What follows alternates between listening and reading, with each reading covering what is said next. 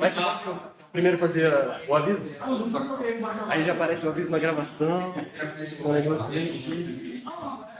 Pessoal, acabou o argumento, certo? Vocês podem continuar fazendo o jogo por um tempinho ainda, a gente vai sair daqui somente só 9 horas, certo? Mas agora eu queria introduzir o pessoal da Erika Camp para fazer a nossa palestra de encerramento sobre o quê? Como publicar o seu jogo, como e por que publicar seu jogo como projeto de código aberto. Então, por favor, salve de palmas para o nosso amigo Erika Camp.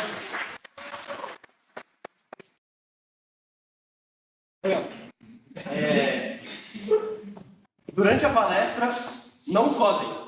Presta atenção que isso é importante. Peraí, deixa eu pegar o mouse aqui. Tá, legal. Primeira coisa que eu vou fazer, então eu vou explicar para vocês. A minha parte vai ser explicar para vocês por que vocês devem publicar o código de vocês. E a parte do Alisson vai ser explicar como. Então, eu espero convencer vocês a prestarem atenção na parte. Nossa, calma aí. O negócio tá meio volátil. Então tá. Primeiro, eu queria dizer que, assim, que vocês estão acostumados a ter no computador de vocês, a baixar, são arquivos executáveis. Tipo, se você usa Windows, aqueles .exe. E geralmente essa é a norma da distribuição de software. Você baixa um executável. Só que o negócio é o seguinte: o arquivo executável ele é muito difícil de ler. Essa é a cara de um arquivo executável. Literalmente, isso aqui foi um programa que. Quer saber? Eu não sei se eu vou manter. Quer que eu fique fazendo o slide lá? Pode ser. Tentamos, a tecnologia falhou. A revolução industrial é das consequências. Então, isso aqui, na verdade, é um arquivo executável de verdade. Eu mesmo que compilei isso no meu computador. Isso aqui é um arquivo executável do aplicativo de configurações do meu computador. Então, isso aqui não é mentira. Inclusive, não é o mesmo print. Se vocês quiserem depois olhar a apresentação, vocês vão ver que são partes diferentes do arquivo binário. Arquivo executável e arquivo binário é a mesma coisa. Mais ou menos a mesma coisa. E aí, tipo, se você souber essas ferramentas, você pode transformar o arquivo binário numa coisa um pouquinho mais legível. Só que cada linha disso aqui é a instrução mínima que a sua CPU do seu computador entende. E essas instruções, elas acumulam bem rápido, porque são instruções realmente muito simples. Então, para fazer uma coisa pequena, você pega uma parte enorme de código. Então, assim, esses arquivos são muito difíceis de entender e você precisa ser altamente técnico para mexer com essas coisas. Não sei se vocês já ouviram essa palavra nos filmes de ficção científica, os caras, mas quando as pessoas falam engenharia reversa, é isso que elas estão falando. Pegar um arquivo binário, que é praticamente legível, tentar entender ele e reconstruir o código-fonte.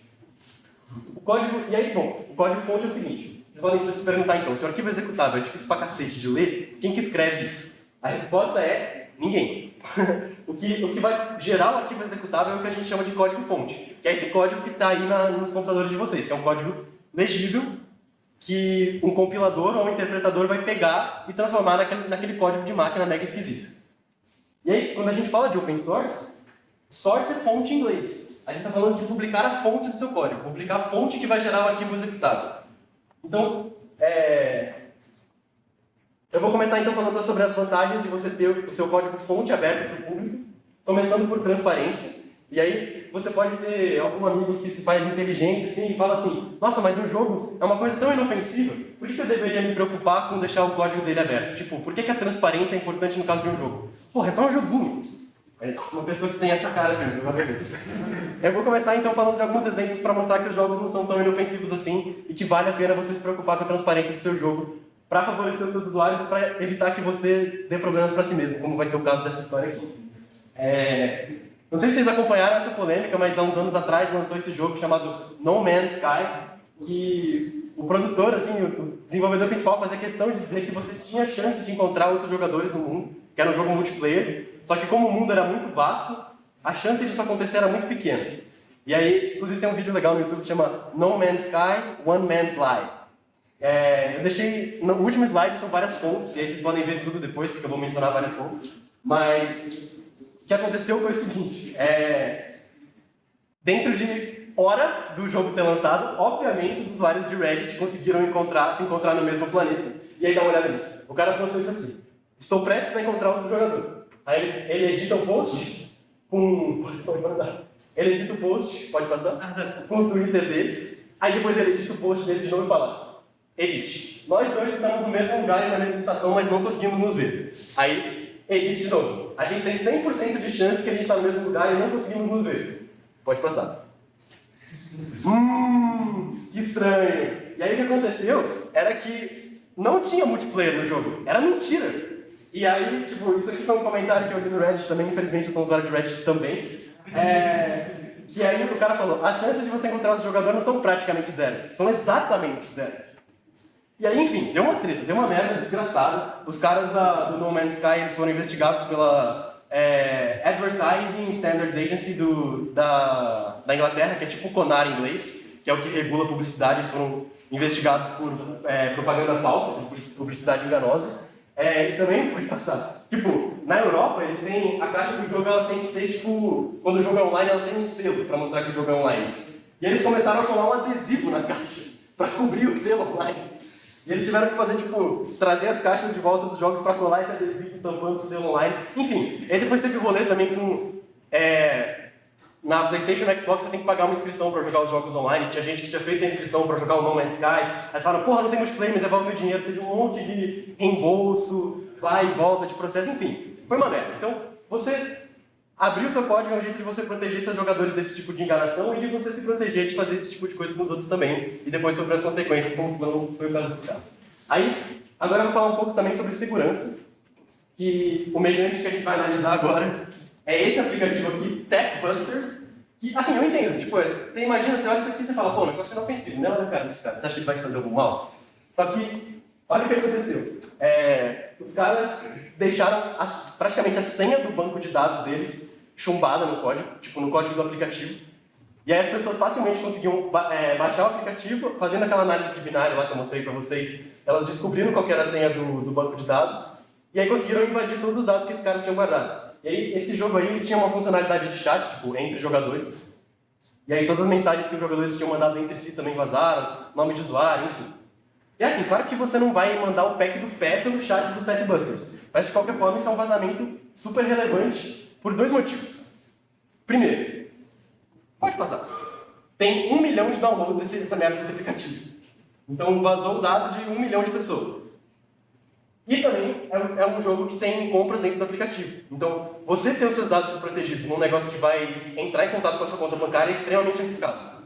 E você deixar o seu código aberto para as outras pessoas mostra que você não vai cometer esse tipo de erro crasso de escrever a sua senha no código-fonte de forma que seja fácil para as outras pessoas hackearem seu servidor. E aí, bom, agora um pouco mais sobre esse tópico aqui de aplicativos que recebem pagamento. Jogos que recebem pagamento. Tem um conceito na economia que é discriminação de preço, que é quando você vende cada unidade do produto ao maior valor possível que cada pessoa vai comprar. Por exemplo, imagina que você chega lá no bandejão, e aí você quer entrar, e aí falam, você está com fome? Aí você fala, tô. Aí eles, R$25. Aí você, tá bom, tô com fome, vou pagar, né? Fazer o quê? Ou, tá com fome? Não. Então pode vir, pode entrar de graça. E aí, discriminação de preço é isso, você vender sempre cada unidade do produto ao maior valor que a pessoa vai estar disposta a pagar. E aí, tinha uma companhia chamada Scientific Revenue, que ela era responsável por providenciar um pacote para desenvolvedores de jogos fazerem discriminação de preço dentro dos aplicativos. Então, por exemplo, vê qual que é o seu estilo de jogo e vende, por exemplo, uma arminha para o maior valor em dinheiro real que você ia pagar por ela. E aí, isso é crime no Brasil, pela lei antitrust. Inclusive, eu trouxe aqui o parágrafo da lei que proíbe isso. Capítulo 2 da lei antitrust, artigo 36, parágrafo 10. Discriminar adquirentes ou fornecedores de bens ou serviços por meio da fixação diferenciada de preços ou de condições operacionais de venda e prestação de serviço. Está no capítulo de infrações. Então, isso é ilegal no Brasil. Em alguns lugares não, né? Estados Unidos, aquela selva capitalista, não é. Mas, enfim, o problema é que, tipo, tem coisas no Brasil que são sacanagem, mas não são ilegais. Por exemplo, práticas predatórias com o consumidor. Um exemplo é essa imagem aqui. Boa, bravo, você já está lendo a minha mente. Essa aqui é uma patente da Activision, que é a empresa que desenvolve o Call of Duty, entre outros jogos mais antigos. Que é um sistema para sabotar o matchmaking. Matchmaking é aquele processo de fazer o match, tipo, escolher quais pessoas você vai jogar quando você está jogando online. E aí isso aqui é uma patente deles para manipular o matchmaking. Ó, dá uma olhada nisso. Nessa caixinha aqui, dentro do Matchmaking Application, dentro da aplicação que faz o matchmaking, está com o Microtransaction Engine. Microtransaction é aquela coisa de microtransações, para você ficar comprando coisas dentro do jogo. Então, o que é essa coisa aqui? O que comprar coisas dentro do jogo tem a ver com matchmaking? Então, é isso que a patente estava querendo juntar. Porque a ideia era a seguinte: quando lança um DLC novo, eles vão fazer um match de jogadores de baixo nível com jogadores de alto nível que compraram aquela arma. Para você ver as pessoas jogando bem com aquela arma e pensar, pô, eu acho que eu vou jogar melhor quando eu comprar essa parada. E aí, enfim, a questão é que o pessoal da Activision, tipo, na hora que isso aí saiu nas patentes, o pessoal da mídia fez o maior escândalo, com razão. E aí, Bom, tá aqui o que eu acabei de falar, mas o pessoal da Activision falou, não galera, calma, isso aí é só uma patente, é só uma coisa para registrar a ideia, a gente não vai usar isso. Aí, bom, 2 anos depois, o jogador profissional de um dos jogos da Activision, o cara chama Gunless, ele percebeu que quando ele comprava um DLC, ele começava a jogar com gente pior que ele. E o cara sendo um profissional, honestamente, eu confio na opinião dele. E aí, olha isso, cara, o Activision fez o meu trabalho inteiro pra mim. Por mais que o jogador esteja convencido, é importante notar que a Activision não publica os detalhes do seu algoritmo de matchmaking. Portanto, é impossível confirmar se esse algoritmo existe ou não. Ou seja, quando você publica o seu código, você mostra para os jogadores que você não está sacaneando ele de formas legais ou ilegais. Nesse caso, legal, mas sacana. Enfim, agora, terminando as coisas ruins que acontecem quando seu código fica fechado, vou falar de coisas boas que acontecem quando seu código fica aberto. E aí, dentro desse guarda-chuva aí do compartilhamento, por que a bateria está ficando agora?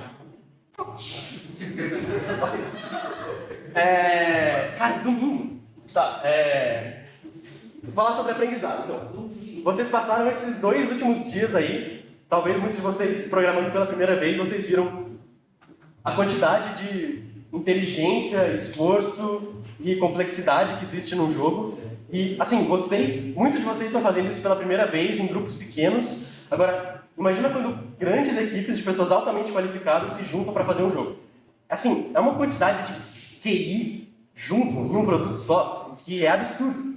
E o legal de ter um jogo de código aberto é que toda essa inteligência fica com a fonte aberta. Então, tipo, um dos algoritmos mais famosos que tem aí, pelo fato deles serem um pouco engraçado, é o algoritmo do inverso da raiz quadrada. O inverso da raiz quadrada é isso aqui. Quando eu falo do inverso da raiz quadrada, eu estou falando de 1 sobre raiz quadrada de x. E aí, os caras inventaram o jeito de fazer esse cálculo muito, muito rápido. E aí, eu trouxe o pedaço de código que faz isso. É totalmente bizarro, é muito inteligente mesmo. E tem um vídeo de 20 minutos explicando isso aqui, que eu assisti ontem às 3 da manhã. Eu pensei em explicar para vocês, mas eu não queria tomar 20 minutos do tempo, então nas referências da apresentação vocês podem assistir, é muito interessante. Mas basicamente isso aqui, não sei se vocês estão ligados que quando você tem tipo um triângulo assim, a hipotenusa vai ser a raiz quadrada do quadrado dos lados, né? E aí, esse tipo de fórmula aqui é importante para você pegar vetores e dividir eles pelo próprio tamanho. Isso é normalização de tamanho e tudo mais, tem várias aplicações para simulação de física e computação gráfica. Então é altamente aplicável na indústria inteira dos jogos. E aí, o engraçado desse pedaço de código aqui é que ele tem uns comentários tipo, um pouco sujos, tipo, essa linha aqui, que é uma linha meio bizarra, que eu não entendi ainda o que faz, tá escrito what the fuck aqui, isso aqui é um código complicado, tipo, real e oficial. Inclusive, por um tempo, não sei se vocês acompanharam o Click Compiled, que é um negócio que você, tipo, escreve um comentário que você quer, e aí ele meio que gera um código. E aí, tipo, quando as pessoas colocavam inverse square root, ele gerava o código exatamente assim, inclusive com esses comentários. E aí, enfim, supostamente, tipo, se você for pegar exatamente esse parágrafo de código, você não pode colocar isso num produto de código fechado, mas isso aí o Alisson vai falar. O Alisson vai falar isso em breve. Ok, aprendizado, está coberto. E outra coisa legal é comunidade. Isso aqui comunidade, tipo, quando você tem um jogo de código aberto, você vai ter pessoas que vão se interessar por ele e fazer coisas que você, assim, provavelmente nem imaginado. Então, meu exemplo favorito disso acontecendo é o Doom, que é um jogo parecido com o Quake, tem muitas tecnologias assim que foram estavam super na fronteira, assim, do que os jogos conseguiam fazer tecnicamente na época que ele lançou. Tipo, se vocês forem olhar... Ah, pode mostrar o print do Doom. Se vocês forem olhar o print do Doom, tipo, ele tem essa cara de ser meio 3D. Quando você joga o jogo, dá pra você mexer a câmera meio de primeira pessoa e tal. E ele tem cara de ser 3D, mas ainda não tinha renderização em 3D nessa época. Então ele faz um monte de coisa inteligente para fazer o jogo parecer 3D sendo 2D. E agora eu quero que vocês gravem na memória de vocês, tipo, tirem uma foto na cabeça de vocês dessa imagem aqui. Prestem atenção no lugar que está a arma, no lugar que está o rosto desse cara, esse número vermelho aqui. Faz isso? Ok. Clique. Então, o que acontece é que a galera, depois que eles publicaram o código-fonte do Doom, eles começaram a colocar Doom em absolutamente tudo. Porque o Doom é escrito em C e ele usa pouco processamento, tipo, ele foi feito para uma época que não tinha nem renderização tridimensional. E aí você consegue rodar Doom em absolutamente qualquer coisa, não estou brincando, literalmente qualquer coisa. Ó, aqui é um celular, pouco impressionante em comparação aos demais exemplos, porque aqui a gente tem um iPod, aqui a gente tem uma fresadora, isso aqui é um quiosque daqueles de venda e tudo mais, isso aqui é um caixa eletrônico hackeado. Alguém consegue adivinhar o que é isso aqui? É um teste de gravidez. É um teste de gravidez. Isso é um jogo rodando num teste de gravidez. Então, quando eu falo de, tipo, a comunidade pegar um projeto seu e fazer coisas que você não imaginava, eu estou falando de um jogo rodando num teste de gravidez. E assim, além das pessoas fazerem esse tipo de coisa meio pirada, que talvez nem te ajude muito caso você seja o autor original do projeto, as pessoas também podem se interessar por ele e começar a contribuir para melhorar uma coisa que você fez. Tipo, de graça, só pelo interesse de ver uma coisa que elas gostam sendo melhorada. Então, por exemplo, tem vários projetos de jogos de código aberto que estão por aí. Tipo, esse aqui é o Zero AD, que é um jogo de simulação de civilização, assim. Esse aqui é o Zoonotic, que é um jogo online de FPS. É igual o Doom Online, é igual o Quake. Exato, é um jogo de atirar nas pessoas online. Esse aqui é um jogo do tipo estilo Minecraft, assim, esse art style com uns quadradinhos que chama voxel.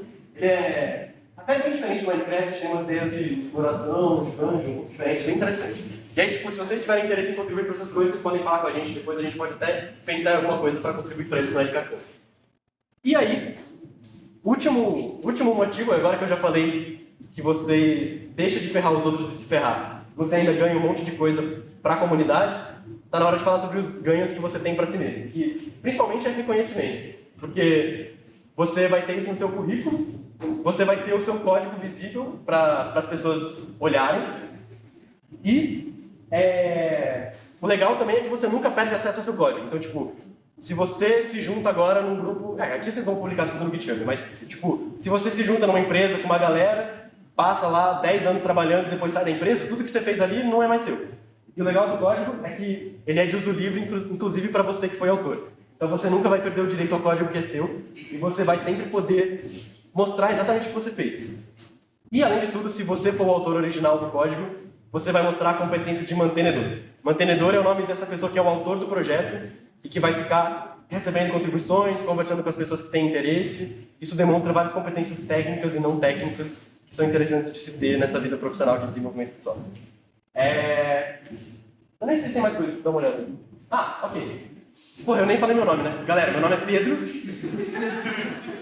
Caso vocês queiram saber, eu coordeno as atividades da LKCamp, eu não sou o diretor porque eu não escolho a direção, eu só coordeno, tipo, a gente escolhe juntos a direção e aí depois eu organizo o grupo pra gente ir na direção que a gente escolheu juntos.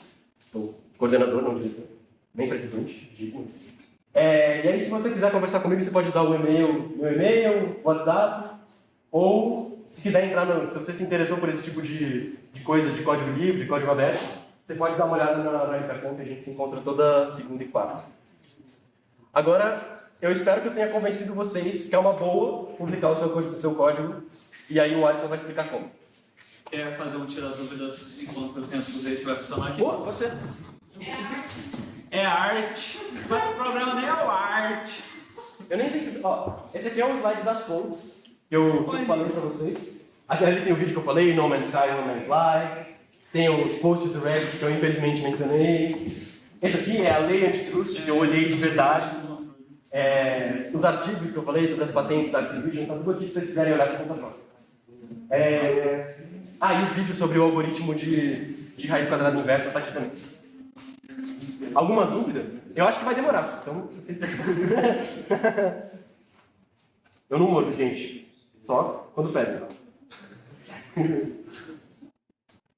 Tem outras, né, regras também de que estão pesquisando assim de poder não poder. Acho que na Europa estão contra o loot box, algumas coisas assim. Oi? Na Europa acho que estão contra o loot box no jogo. Sim. Que eles acham que é, como é que é, gambling, é aposta. Sim, aposta. Isso é uma grande discussão.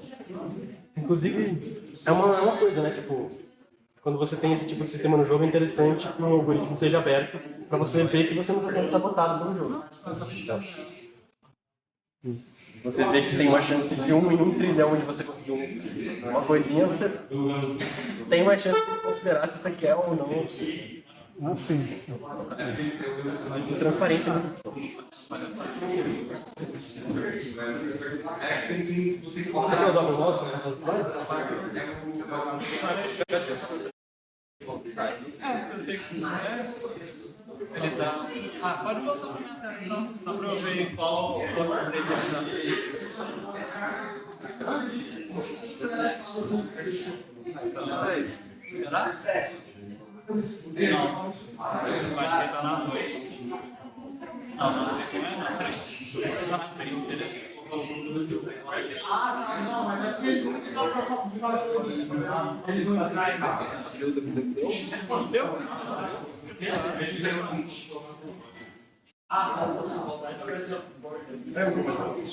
Oi? Não. Essa é não já sai,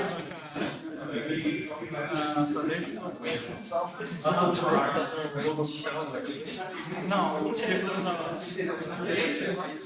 Pegou alguma coisa errada. Não. Ué, não é só lá? É o real? Quê? Não, é o browser. É porque é pra ser. Porque eu quero tirar barra. Eu tô editando barra. Olha o OBS Studios. Estamos sendo gravados por um software aberto. Eles só querem tirar a corrida de cima que vai Star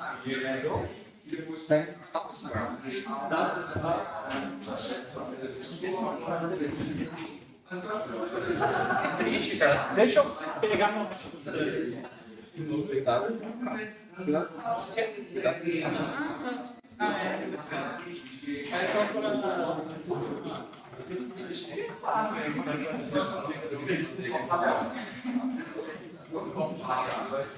eu vou enfiar no teu.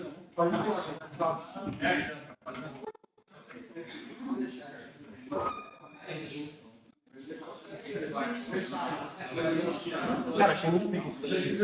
Gostou? Excelente. Não, então, o foda é que você pode passar se você quiser. Eu passo então. É, só que não dá pra ver na minha tela. Então eu vou passar da minha aqui, e o Nai faz. Você não quer que eu passe? Mas é que não dá pra ver.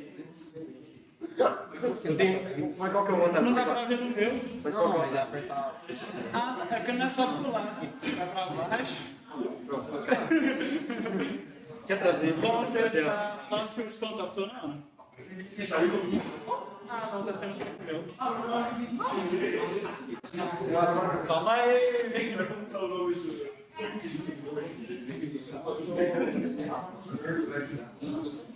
Ah, você gostaram?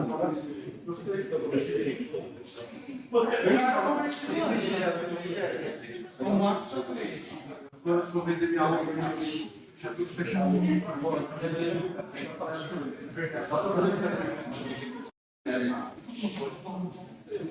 A vida do melhor é.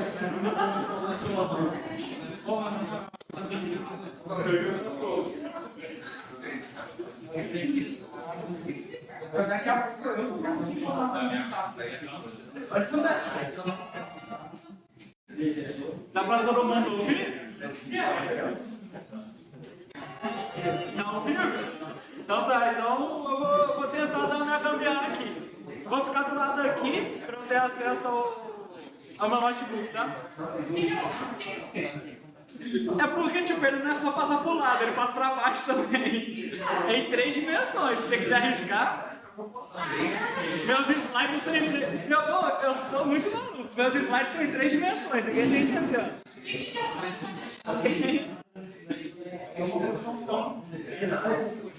Pode ir. O foda é que vai ficar gravando ninguém lá, né? Será que esse HDMI? Não muito.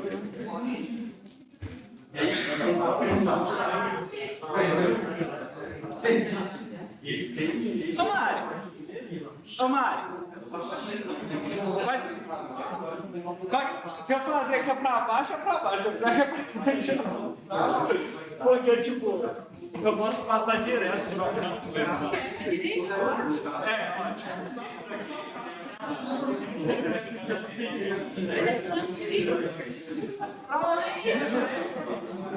Se você quiser passar com você. Aí, essa que é foda. Agora você. Aí é foda. Tá me gravando? Não.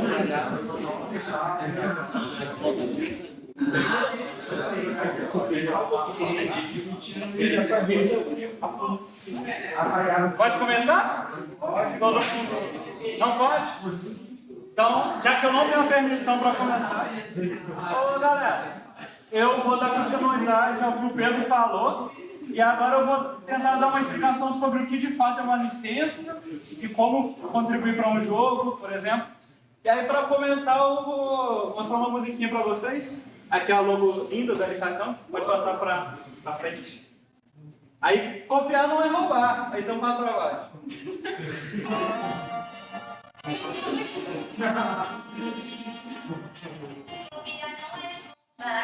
Ok, vem cantar comigo.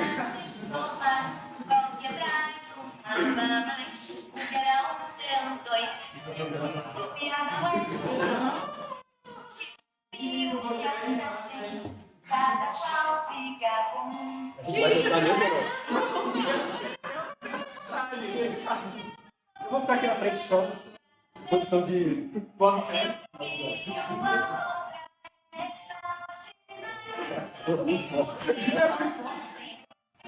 Um pra você e um pra mim. Só ideias, nada mal. Se copiar é legal. Não, gente, todo mundo aqui é adulto, passa por uma frentaria, por favor. Vamos ficar sério, né? Na moral, todo mundo aqui tá. Por que eu não estalo? Por quê? Vai passar pra frente. Então eu vou agora, no modo sério, tentar explicar o que é uma licença, né? Porque vocês ouvirem falar o tempo todo sobre o que é uma licença, mas ninguém sabe. Então, por exemplo, se você quer passar na rua, alguém está na sua frente, você não atropela, você pede licença, então acabou com a apresentação. Mas porque a gente quer alta qualidade. Então, tipo, quando você baixa um software... Não, eu vou então dar a explicação do slide que fica mais fácil. Então, documentos legais que te dão permissões do que você pode ou não fazer em um software. Ah, como assim? Não entendi porra nenhuma, não ajudou em nada. Então, tá ligado quando você baixa um joguinho assim, aí na Steam mesmo ele te manda os termos de usuário que você nunca lê, você só concorda que você quer jogar logo? É aquele termo de usuário, você tá virando só muito pro demônio, você não sabe. Mas quando você morrer, você vai descobrir. Você tá tranquilo. Pode passar pra frente. Volta, passa pra baixo. Desculpa, eu também nunca mais acho como é que funciona. Vamos dar uns exemplos do que é um software proprietário. Aí tem a ideia do Age of Empires. Por que eu vou falar do Age of Empires? Porque eu vou falar do Zero AD, que é um open source depois. Então, tipo, você compra o Age of Empires na Steam, a Microsoft vai te dar a licença daquele jogo, o que você pode ou não fazer com ele. Geralmente, o que ela vai falar é que você pode usar o jogo e criar modificações por conta própria, que são os famosos mods. Pode passar para baixo de novo. Exatamente. Meus mods não são modificações do jogo, como você não tem acesso ao código-fonte dele? Não, você só está modificando o produto final. Você só está modificando, a Microsoft já te deu o jogo, você vai criar um mod numa engine que ela vai te distribuir, você vai colocar seus arquivos naquela engine e vai distribuir para outras pessoas. Você só está distribuindo o produto final, você não está tendo acesso ao código-fonte em si. Pode passar para baixo, mais. Pô, ainda não entendi. Não ajudou de porra nenhuma. Mas agora eu vou então explicar o que é uma licença open source que eu acho que vai ajudar. Entendendo o que é open source, eu entendi o que é o inverso dela, que seria um proprietário. Pro lado. É 3 dimensões de time, gente. Então é outro nível. Então, por exemplo, o Zero aí tem código aberto. Deixa eu fazer aí. Aí agora é outra coisa. Clicar no Pô, qual letra que apareceu aqui? É um S? É um O, talvez? Porra, parece um S, hein? Eu vou de S. Tem, né? Chama isso. Abriu, olha lá. Aí, viu? Você tá só... Esse GitHub não é o oficial do Zero-ID. Eles não usam GitHub para contribuição. Eles têm um servidor próprio, que nem vai usar Git, vai usar SVN, que é horrível, é a parte, mas existe, e eles usam. Mas olha só, pro Zero-ID você tem acesso a qualquer código. Então posso tentar dar um exemplo aqui e tentar pegar um... Pô, será que eu vou saber de cabeça agora? Acho que vou ter que dar uma movida aqui. Isso aqui, velho. Porque, né? Usar tudo no mouse. Foda que não dá pra enxergar a letra, cara. Vai, posso ser... Vai lá, fala aí. Fala 2 letras aleatórias que apareceu aqui. acessar? JF. Posta, né? Aê, parece que foi. Me fala um arquivo Está aí. em documentação, é isso? Pode ser. Eu Qualquer... só quero mostrar qualquer coisa. Pô, nesse daí não ficou legal não. Volta. Tem um código, tem uma license. Vai, eu acho que eu vou em... Vai, sorry. Tá, qual que é? Vai, AG. AG? Isso. Ah, Agora, fala um ali. JH. JH? Isso. Boa. Agora- Fala um pro outro CTP agora. HF. Não, foi header. Vai em KF. KF? Aê, excelente, viu? Olha. Aí, você tem acesso a literalmente o código do jogo agora. É o código inteiro. Eu não sei o que eu acessei. Foi alguma coisa que faz alguma coisa nesse jogo. Mas você pode ler, apesar de estar em 1080p, como todo mundo está percebendo, você pode ler e modificar. Por exemplo, vamos supor que aqui, como o LK faz na contribuição de um caractere, eles esqueceram de botar esse ponto H aqui, tá fudendo o jogo todo, deu um bug, a tela não tá abrindo. Você descobriu o motivo do bug, você bota esse ponto H e manda o pull request para eles. Eu vou mostrar mais pra frente como que faz isso. É só uma exemplificação. Eu fiz merda, porque eu apertei, eu acho que vai reiniciar a apresentação toda agora. Tá lá. Não, mas vai. Linhas é pra baixo. Acho que... já foi. Aê, viu? Incrível! Que legal! Incrível! Por favor!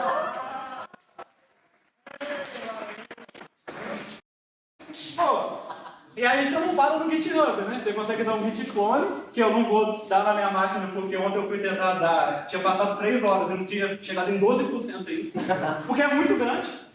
Mas você não precisa dar o clone no repositório inteiro para contribuir. Você pode dar o git clone só no onde você achou o erro.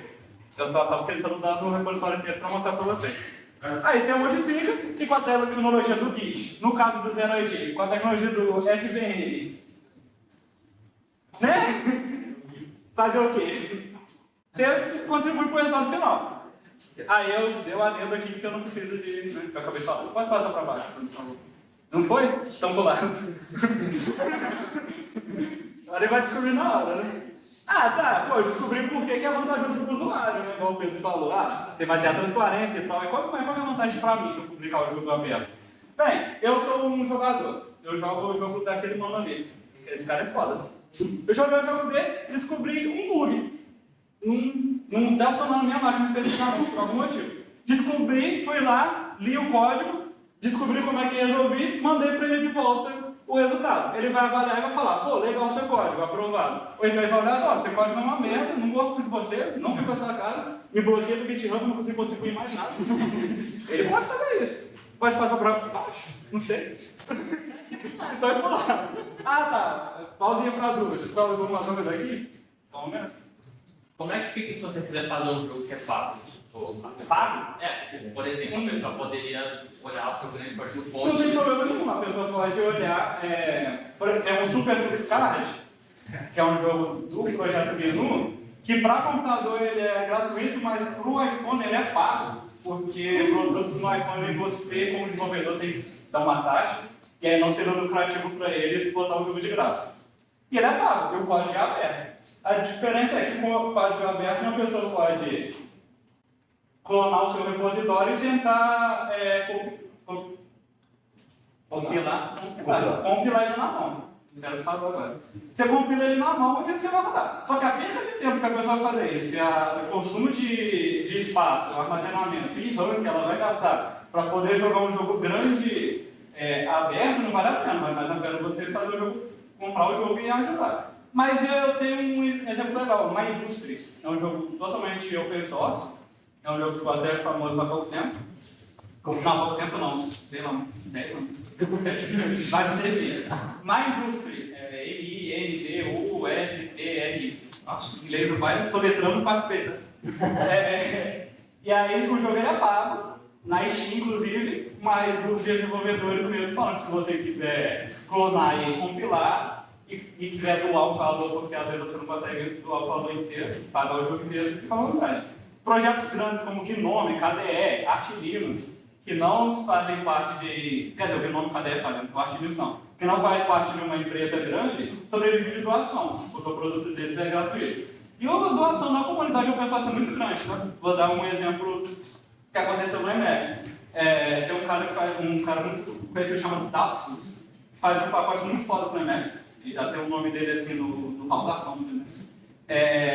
O que é o Emacs? O Emacs é um editor no meu patrocínio.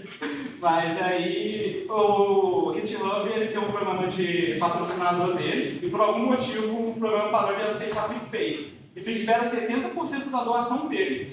E aí ele saiu postando em todo lugar possível, falando, poxa, eu não vou ter.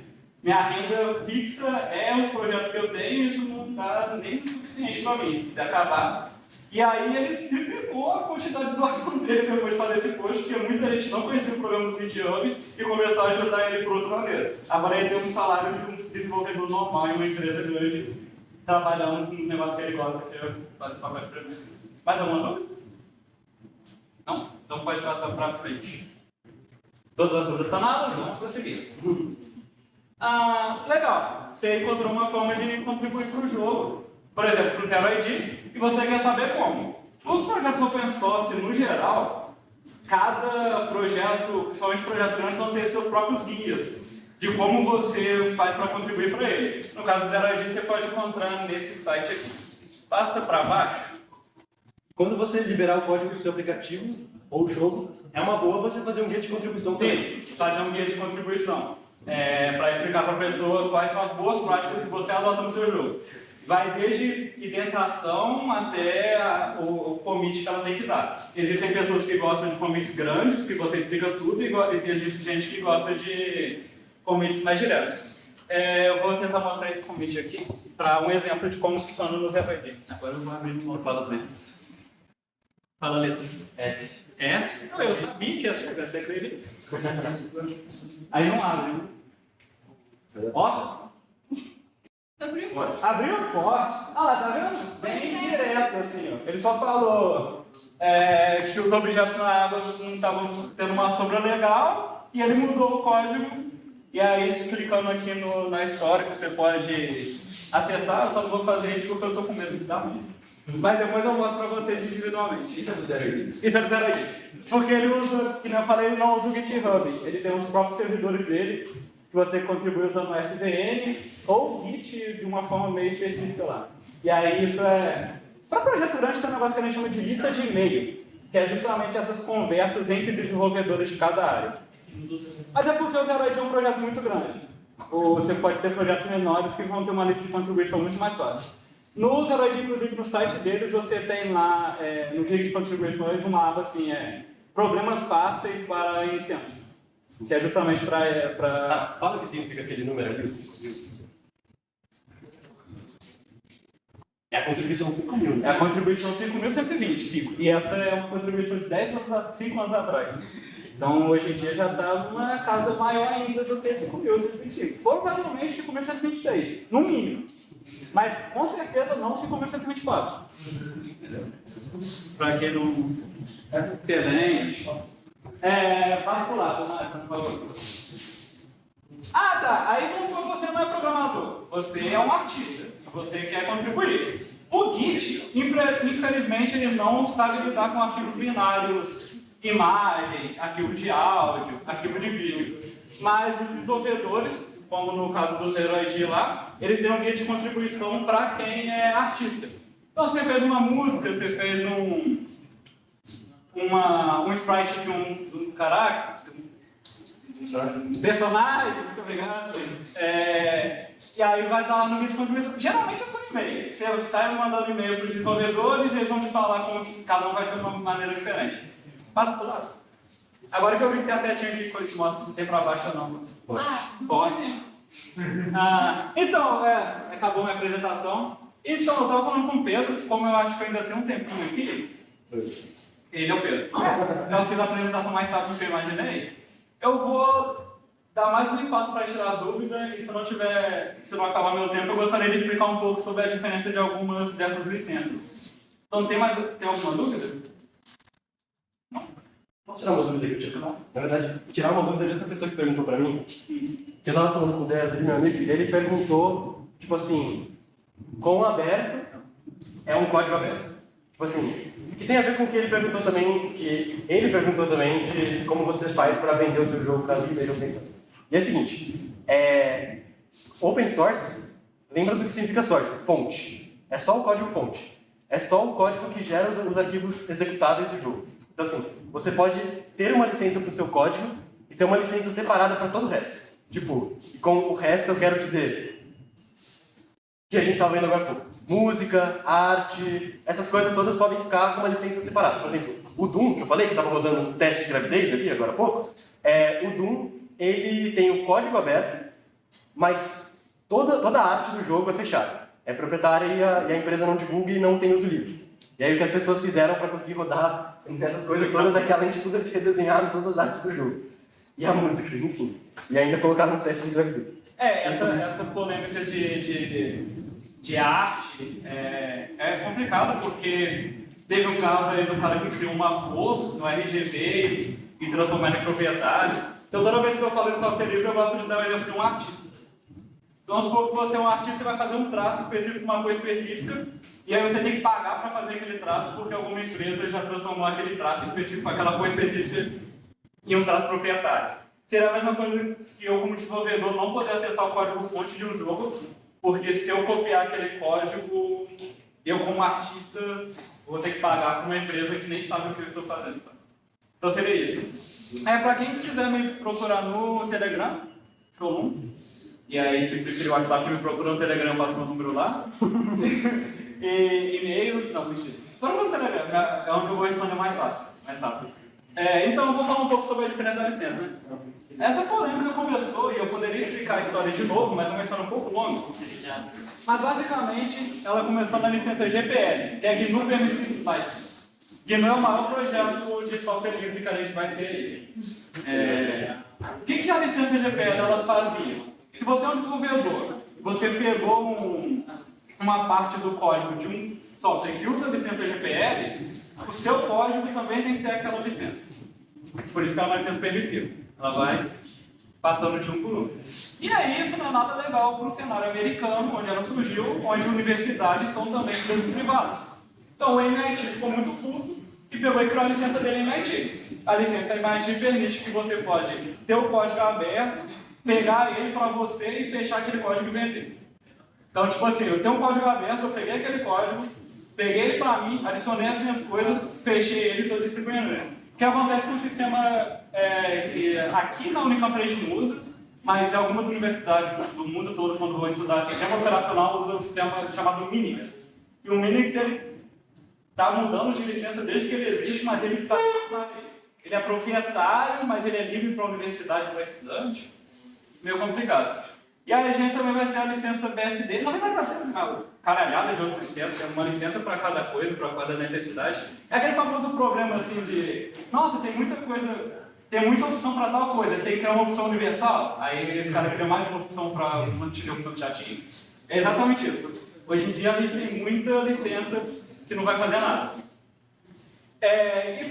Se você faz arte, a licença GPL, e hoje em dia a licença GPL tem 3 versões, a V1 que foi a inicial, A V2 e a V3, que é o que o pessoal mais usa hoje. A licença GPL tem a licença AGPL também, que ela vai para, se você for artista, então você quer liberar uma música, um vídeo, algo com livre também, você pode usar essa licença. Que é o recomendado se você quer fazer um jogo 100% livre, que é diferente de um jogo de código aberto. Uma licença livre é somente a licença GPL e a GPL. O que a licença livre vai ser? Ela vai ter essa ideia. Se você utiliza do que eu já fiz na licença livre, você vai ter que usar da licença livre também. E ela vai espalhando que nem um vírus no mundo todo. Eu falo que vírus é uma... Pandemia boa, né? É uma ideia ruim, né? Mas... Pandemia que a gente... Não. Pandemia de licença livre. E quanto às outras licenças, não. Alguma dúvida real, tipo... Nesse caso aí, como é que você pede alguém de copiar o negócio, criar transferência e botar lá, fechar a coisa? Isso ocorreu, a Microsoft estava usando uma caralhada de linha de códigos com licença GPL e a Free Software Foundation, que é a fundação também é do ILU, ela entrou em processo. A Free Software Foundation é uma fundação legal, então vai ter foco em advocacia e tal, enquanto o ILU vai ser a parte de software mesmo. A Free Software Foundation entrou em um processo contra a Microsoft. E é sempre isso, utilizando basicamente a engenharia reversa. Os pessoal descobrem pela engenharia reversa que é alguma empresa. É claro que você já levanta suspeitos, né? Como que alguém não sabia que eles estavam usando linha de código deles? Além de algumas coisas que pareciam que tinham uma funcionalidade muito igual, um tempo de execução muito igual com o deles. Bateu na caixa e eles fizeram. Fazendo engenharia reversa. E galera. Mais uma dúvida? Alguém está convencido sobre publicar o jogo como open source? Quem não Ou é tá? todo mundo fechado querer porque eu penso num cenário legal. Imagina se a Ubisoft publicasse todos os jogos open source, né? A gente teria jogos bons hoje em dia, não uma coleção de bugs. Que acontece na Ubisoft desde 2013, só tem bug nos jogos. Pior que o pessoal já faz o tipo bugado, tem uma camada depois, agora tá tudo bugado. Tem bugado, isso. vai ficar mais. Quando Mas tem isso, né? Empresas privadas lançam jogos bugados para os jogadores testarem, descobrirem os bugs e dar o feedback para eles. E você não dá acesso ao jogador código fonte para ele conseguir consertar, tá ligado? Tem a história do GTA também, né? Depois de um monte de tempo, alguém descobriu uma coisa que, sei lá, dizia assim na tela de loot. Calma, o quê? Alguém, eu não sei, alguém tinha conseguido mexer no GTA pra gente matar um jogo muito longo, sim. E aí o cara conseguiu simplesmente reduzir 70% o tempo de load na tela. E aí foi processado. Aí depois os caras pagaram o cara pra poder usar o negócio. Então não foi igual a Nintendo, né? A Nintendo, se você modifica. Ou teve um artista que fez um jogo do zero, só que usava o sprite do Mario e tomou um processo de $2.000, uma parada assim, que ele não tinha ganhado um centavo com o jogo dele. Porque a Nintendo é a Nintendo, né? Lembrando que são quantos? $2.000? 2.000. Eu acho que foi uma parada. Tinha um. Tem muitos mais casos assim. Vocês querem saber mais coisa? Eu acho que a curiosidade principal de vocês deve ser por uso comercial. É isso. Tem uma galera que tá com uma cara de dúvida, mas eu não sei se você não tá com Eles estão pensando, tipo, essa galera vai pegar a gente na esquina. Alguém tem uma opinião contra? É verdade. Tem que ser proprietário mesmo. Eu não vou pegar minha arma aqui. Tem que ter Porque a minha arma é livre. Só que saiu de acesso. Ela te libera. Mas ó, eu acho que eu vou falar um pouco mais de uso comercial. Com foco naquilo que você falou de assim, compilar. Só que não, só pra acabar, passa pro lado da visão. Vamos desativar o modo sério agora. Todo mundo pode voltar a sorrir, ser feliz. Era por isso que eles estavam com aquela cara. Agora tá todo mundo não sério. O Richard Stallman é muito lindo, né, gente? Esse que foi o cara que começou o movimento livre. Por que eu estou dando fotos desse? Fala assim, se ele viesse aqui no Omicron, você não dá um abraço. Sem levar um papo? Quê? Sem levar um papo. Eu não posso garantir. Como é que eu falar que você não quer montar assim o Stallman também? Legal. É isso? Esse é o último? É o último.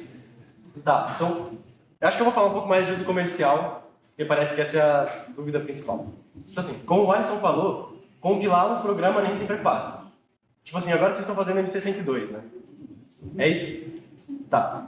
M62 usa Python, que é uma linguagem que você não vai ter que fazer um processo para compilar. Ela vai ser meio que compilada magicamente ali sem você perceber. Só que no semestre que vem vocês vão começar a mexer com uma linguagem chamada C. E aí toda vez vocês vão ter que rodar um comando para transformar o código-fonte em arquivo executável e depois vocês vão testar. Então assim, já vai se acostumando a fazer isso que vai ser chato. Vocês vão ter que fazer isso milhares de vezes para testar as máquinas de vocês. Mas aí mesmo assim você vai estar pegando um arquivo só. E aí os jogos de vocês, esse aí que vocês fizeram em 2 dias, vocês viram que está cheio de arquivo, né? Cheio de arquivo, cheio de som, imagem, essas coisas. E o Godot vai por trás dos panos, quando você clica ali no botãozinho de play, ele vai transformar tudo isso num arquivo executável.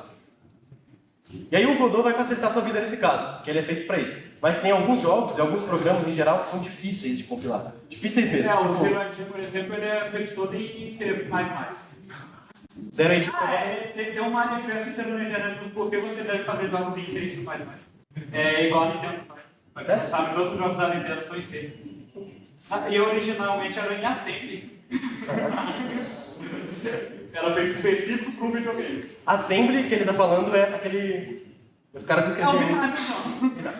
E aí, enfim, o que eu queria dizer é o seguinte. Primeiro, compilar, transformar o jogo no arquivo executável às vezes é difícil, dói, demora, esquenta a sua máquina, faz barulho, ela sofre, você vai ter problemas de dependência. Tipo, quando a gente está fazendo contribuição para o projeto open source, a gente sempre tem que lidar com isso. Tipo, pega um código, aí beleza, agora pega uma xícara de café, lava o rosto, reza um Ave Maria que está na hora de compilar. Porque essas coisas às vezes são chatas.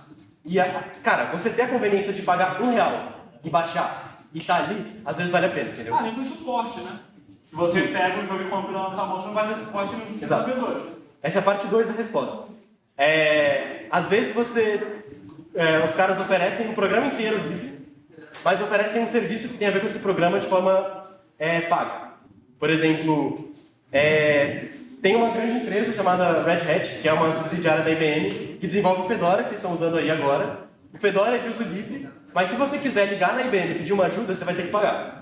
Então esse é um dos outros jeitos que as pessoas conseguem fazer dinheiro com software livre. A maioria das distribuições Linux grandes, assim, Fedora, Ubuntu e tal, vão ter esse...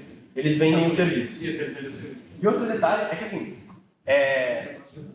teve isso que o Alisson falou, de que os seus assets, tipo, toda a sua arte, pode ser proprietária, como é o caso do Doom, que eu falei, que toda a arte do Doom não está por aí. Você tem que fazer a sua se você quiser rodar o jogo. E isso é um caso em particular meio do Doom, assim, mas uma coisa que nenhum projeto open source perde os direitos sobre é o direito à marca. Marca, o que eu estou falando é tipo, o nome do projeto, o nome dos autores do projeto, o logo do projeto, a identidade visual do projeto.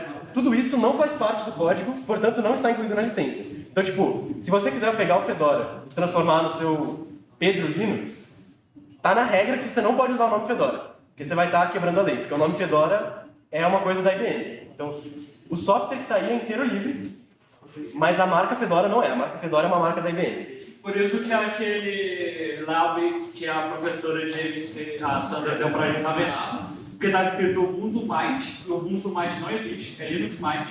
Se o pessoal do Mint colocasse o nome Ubuntu Mint, ia tomar um processo. Exato, vocês vão tomar um processo na cara, porque o Ubuntu é uma marca da Canonical, a empresa que faz o Mint não é a Canonical. Se eles usarem o Ubuntu, eles vão ser processados, porque a marca Ubuntu é uma marca da Canonical. Mas você pode também fazer tudo isso livre. Esqueci a palavra, quando uma obra fica muito tempo, já existe Domínio público. Domínio público. Você pode botar tudo no domínio público, sem licença nenhuma. Você pode. Sim, isso é uma possibilidade. E você ainda pode ganhar dinheiro oferecendo uma coisa que é fácil de instalar para as pessoas terem que perder o tempo com. Que é no caso do. Isso vem do Creative Commons, né? Todo mundo sabe daquele Czinho, dois Czinhos lá. Então, que são basicamente essas licenças. Então, a gente tem atualmente 7 da Creative Commons, então não vou saber listar o que cada um é, mas é um que não libera nada, tem um que libera tudo. E aí, então, faz a combinação aí que a gente vai dar certo, de alguma forma. Não, falou também muito importante. Tem muito pouco demora muito para ser uma coisa que é privada e para domínio público. Esse papo de 70 anos. Tem alguma tecnologia que tipo, é importante que já tem o domínio público por tempo mesmo. É porque é que tá com 70 anos, mas se não tiver ninguém mantendo somente, né? Eu não conheço nada de software que chegou nessa. Gente, porque é uma coisa tipo, muito recente, então, tipo. Cara, que patente de software é uma coisa complicada. É diferente. No Brasil, patente de software não existe. Só que tem lugares que existe patente de software. Por exemplo, o Fedora não distribui software proprietário nem software patenteado. Porque às vezes o software é aberto, mas é patenteado. Acontece. Tipo, algumas coisas a ver com vídeo, tipo, alguns padrões, não sei o quê, são abertos, mas são patenteados. E aí o Fedora não distribui. E aí, essa questão legal, assim, eu teria que chamar o advogado. Essa é a verdade. Eu acho... Cara, eu não sei de nada. Ele liberou, assim, tipo, essa semana eu falei, tipo, yes! Liberou! O pessoal conhece que coisa da propriedade foi vazada, né? Igual o 7. O 7 foi vazado. É isso. Cara, eu acho que... Oh, desculpa. Não, tem um paralelo com os RPGs de mesa também. Estava uma discussão com o Dungeons and Dragons, eles liberavam as regras.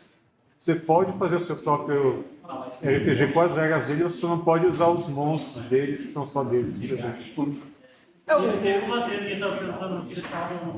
Tipo, tinha. Vamos dizer, para trás de 2014, tinha os caras dando uma licença. Eles queriam dizer, tipo, eu fiz as minhas coisas nessa licença aqui, agora você não pode mais usar essa licença. Meu coisa já foi antes.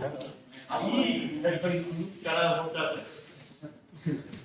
Acho que o nosso tempo acabou, mas eu estudo aqui. Então, tipo, se vocês quiserem me achar por aí, eu mostrei meu telefone, eu vou estar na porta ali por alguns segundos antes de ir embora, então vocês podem me encontrar por aí para ter qualquer pergunta. Eu também. Manda o seu tchau aí. Espero que vocês tenham gostado. O Pedro deve ir embora, mas eu vou ficar aqui junto com a Mari e com o Henrique ajudando vocês em Git. Quem tiver problema, então é só perguntar pra gente. Tchau, Henrique. Manda.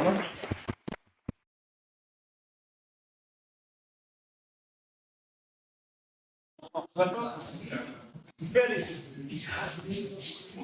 Gostou da minha participação, mas... Gostou da minha participação? Pô, essencial. Não, realmente essencial, né?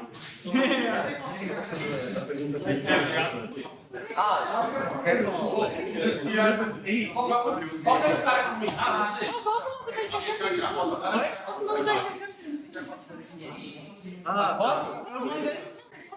Coloca o primeiro slide pra gente sair. O primeiro slide vai ser... Tá, peraí, não. Onde que eu tava? Assumiu. Vai ter que me jogar comigo. Vai ter que me jogar. Aê! Fotinha dele com a campo, quem quer participar? Ele não pode ideia. Tem alguém aí? A foto era livre também? É livre, hein? É só comprar. Chega aí. Se a foto é livre. Moralmente, né? Ê, Gustavão! Vai dar área da foto, não vai livre, não. Não é livre? Olha, vai ficar bem. Vai pra esquerda, cara. Vamos pra esquerda. Vamos. Também dói, hein? Caralho, mano. Não vai ficar todo mundo. Sempre, cara. Agora sou demais. Oi, Ju. Lembra a foto? Sentadinho. Você aí, baixinhos aqui, sentadinho. Calma, que vai dar certo. O pessoal vai achar que eu mesmo perderam com a câmera. Vamos trocar o slide. A gente roubou e mesmo trocar o Pronto, mas ela veio atrás para você botou Tá. Aí, ela falei, cadê? Tem que estar todo mundo bem por aqui. Só pra garantir.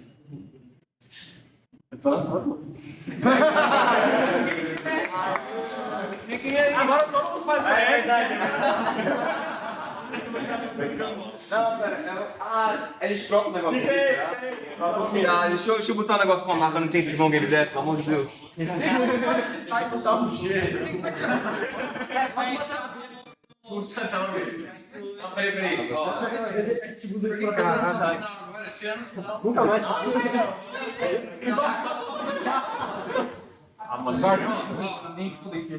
Peraí. Ah, tá, peraí. Cadê o controle? Pode tirar o cabo aí do meu PC. Cadê o controle do negócio? É só apertar aqui, não? O cabo tá. Você pegou o cabo lá? Aperta o botão do. Foi excelente. Ela não dá. É tipo o que você fez aqui. Gustavo, aperta o botão de computer aí.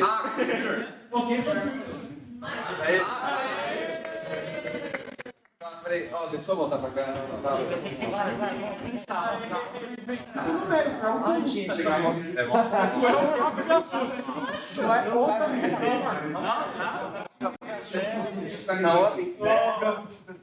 Ele é o Gabo Clipper. Cadê o Gaules? Tá faltando lá no fundo, hein? Pode vir. Pode vir. Tem que ser computeiro, né?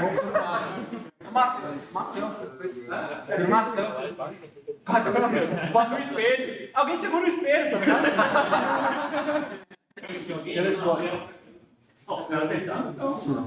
Senta aí na frente, senta aí. Vou ter que pular aqui. Vou achar um lugar aqui. Tá se escondendo. Tá com tanta experiência. Todo mundo pronto? Tá bom bem na foto? Sim. 10 horas só pra garantir. Tá vendo? Garro.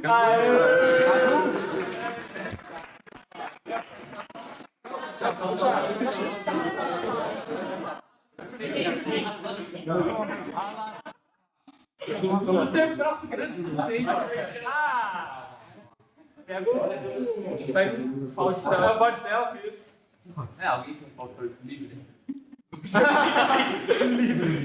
Livre, não pode ser o pau de selfie proprietário? Vai, não. Cadê? Fica longe o suficiente, isso. Pô, sobe na mesa.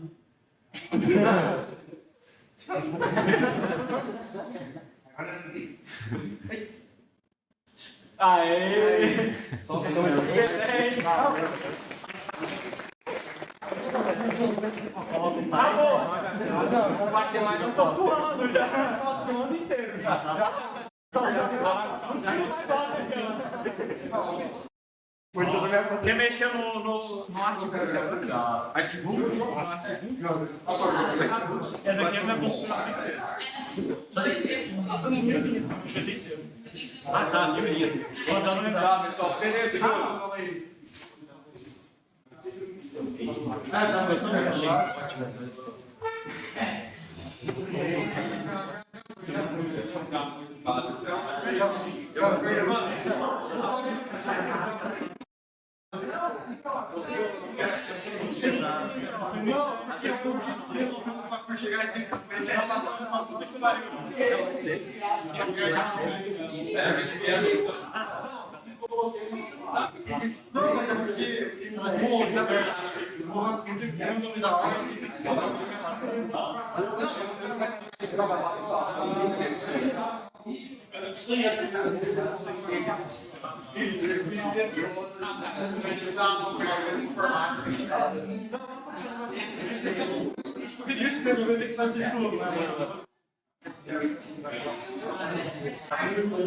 O quê?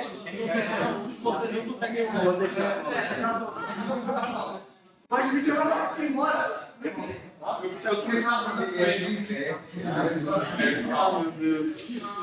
Ei, pessoal, rapidinho. A gente chegou basicamente no fim do evento, certo? Infelizmente. Tivemos o encerramento. A gente vai ter uma mostrinha rápida dos jogos que foram feitos, certo? Tem que pensar como é que vai fazer isso, porque a gente tá esperando que fosse tanta gente assim, mas vamos pensar uma coisa juntos, certo?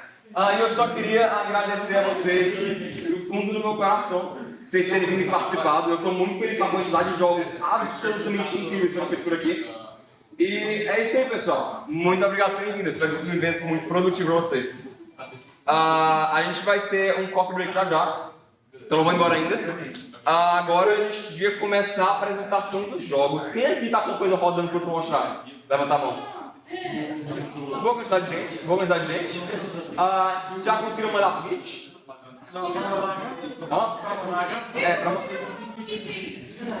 Pessoal da LK que não está aqui para apoiar o pitch.